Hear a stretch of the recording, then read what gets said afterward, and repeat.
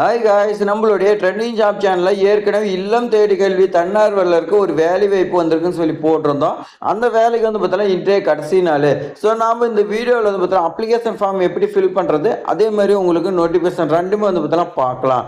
So உங்களுக்கு ஐடிக்கை விட வந்து பார்த்தீங்கன்னா சேலரி அதிகம், ஆசிரியர் வேலை வாய்ப்பு தான்.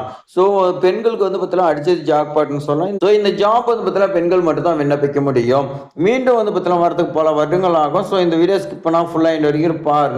இன்று வந்து பார்த்தீங்கன்னா ஒரு நாள் இருக்கு, நீங்க டைரக்டா கூட கொண்டு போய் கொடுக்கலாம். ஸோ வாய்ப்பு வந்து பார்த்தீங்கன்னா மிஸ் பண்ணிடாதீங்க. இப்போ வாங்க விரிவா பார்க்கலாம். மாவட்ட ஆட்சித்தலைவர் வந்து பார்த்தீங்கன்னா வெப்சைட்ல அப்ளிகேஷன் ஃபார்ம் கொடுக்க கிடையாது. ஸோ நம்ம வந்து பார்த்தீங்கன்னா ஓல்டு ஃபார்ம் தான் வந்து பார்த்தீங்கன்னா எடுத்திருக்கோம். ஸோ இந்த ஃபார்ம் வந்து பார்த்தீங்கன்னா டிஸ்கிரிப்ஷனில் கொடுக்குறேன், செக் பண்ணி நீங்கள் வந்து பார்த்தீங்கன்னா பிரிண்ட் எடுத்துங்க. அப்ளிகேஷன் ஃபார்மில் பாருங்க, அப்ளிகேஷன் ஃபார்ம் பார்த்தா போஸ்ட் கவுன்சிலர் வந்து பார்த்தீங்கன்னா கொடுத்துட்டாங்க.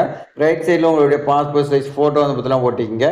உங்களுடைய நேம் வந்து பார்த்தீங்கன்னா எழுதிங்க. உங்களுடைய அப்பாவுடைய நேமோ இல்லை ஹஸ்பண்ட் நேமே எழுதிக்கங்க. டேட் ஆஃப் பர்த் கேட்குறாங்க, எழுதிருங்க. எந்த மாவட்டத்தில் வசிக்கிறீங்களோ அது வந்து பார்த்தீங்கன்னா கேட்குறாங்க, எழுதிருங்க.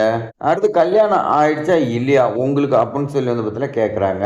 ஸோ அதை எழுதிருங்க. அடுத்து வந்து பார்த்தீங்கன்னா அட்ரஸ் பார்த்த கம்யூனிகேஷன், உங்களுடைய அட்ரஸ் தெளிவாக எழுதிக்கங்க. ஃபோன் நம்பர் எழுதிக்கங்க. எஜுகேஷன் குவாலிஃபிகேஷன் கேட்குறாங்க. இந்த எஜுகேஷன் குவாலிஃபிகேஷன் நீங்கள் நோட்டிஃபிகேஷனில் வந்து பார்த்தீங்கன்னா என்ன இருக்குதோ அதுக்கு எலிஜிபிளாக இருந்தால் நீங்கள் எழுதிக்கங்க. அடிஷ்னலாக ஏதாவது படிச்சுக்கிறீங்களான்னு கேட்குறாங்க, இருந்தால் கொடுங்க, இல்லை விட்டுருங்க. ரிலீஜியன் அண்ட் கம்யூனிட்டி கேட்குறாங்க பாருங்க. நீங்கள் என்ன ரிலீஜியன் கம்யூனிட்டியும் போட்டுங்க. எக்ஸ்பீரியன்ஸ் கேட்குறாங்க, அது என்னங்கிறது போட்டுக்குங்க. மாற்றுத்திறனாளியான்னு கேட்குறாங்க, அது என்னங்கிறது போட்டுங்க. கணவரால் கைவிடப்பட்டவரை விதவையா என்னங்கிறது கேட்குறாங்க, அது நீங்கள் போட்டுங்க. போட்டு கீழே வந்து பார்த்தீங்கன்னா சிக்னேச்சர் ஆஃப் த அப்ளிகன், உங்களுடைய கையெழுத்து நீங்கள் போட்டுக்குங்க. போட்டு லெஃப்ட் சைடில் டேட்டு போட்டுங்க. பிளேஸ் வந்து பார்த்தீங்கன்னா போட்டு நீங்கள் அவ்வளோதான். அப்ளிகேஷன் ஃபார்ம் இவ்வளோ சிம்பிளாக வந்து பார்த்தீங்கன்னா கொடுத்துருக்காங்க. ஸோ நீங்கள் பிரிண்ட் எடுத்து நீங்கள் வந்து பார்த்தீங்கன்னா உடனே அப்ளை பண்ணுங்க. ஸோ இப்போ நாம வந்து பார்த்தீங்கன்னா நோட்டிஃபிகேஷன் பார்த்துடலாம் வாங்க. நோட்டிஃபிகேஷன் பொறுத்த வரைக்கும் ராமநாதபுரம் மாவட்ட ஆட்சித்தலைவர் 3/3/2026 வெளியிட்டிருக்காங்க. ஸோ என்ன வெளியிட்டிருக்காங்கன்னா, ஸோ ராமநாதபுரம் மாவட்டத்தில் குழந்தைகள் நலன் மற்றும் சிறப்பு சேவை துறையின் கீழே வந்து பார்த்தீங்களா இயங்கிட்டு இருக்கக்கூடிய அன்னை சத்யா அரசு குழந்தைகள் இல்லத்தில் பெண் குழந்தைகள் தங்கி படிச்சுட்டு இருக்கிறாங்க. ஸோ அவங்களுக்கு வந்து பார்த்தீங்கன்னா நீங்கள் கவுன்சிலிங் கொடுக்குற மாதிரி இருக்குன்னு சொல்லி கொடுத்துருக்காங்க.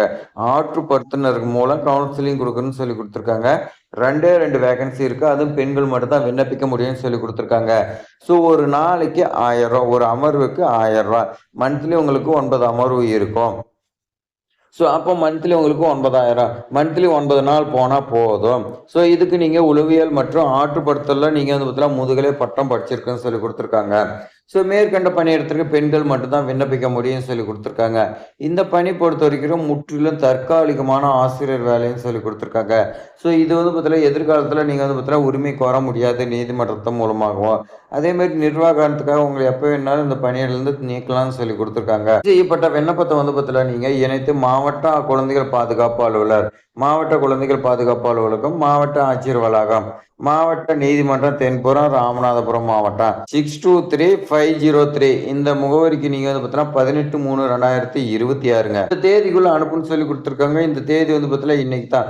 இன்று மாலை 5:45 நீங்க வந்து பார்த்தீங்கன்னா அவங்க கையில் கொண்டு போய் கொடுக்கணும். ஸோ உங்களுக்கு மேலும் தகவலுக்கு வந்து பார்த்தீங்கன்னா 04567 299956 இந்த நோட்டிஃபிகேஷன் 5ஆம் முடிய போகுது. மறுபடியும் வந்து பார்த்தீங்கன்னா 3 நாள் எக்ஸ்டெண்ட் பண்ணியிருக்காங்க.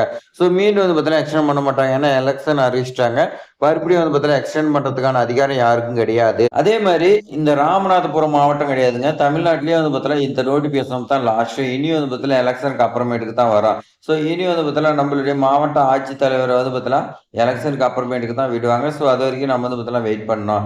ஸோ நம்மளுடைய சேனல் ஆசிரியர் வேலை வாய்ப்பாக இருக்கட்டும், மத்திய அரசு வேலை வாய்ப்பு, இந்த மாதிரி வந்து பார்த்தீங்கன்னா வேற ஜாப்ஸ் எல்லாம் வந்துட்டு இருக்கோம்.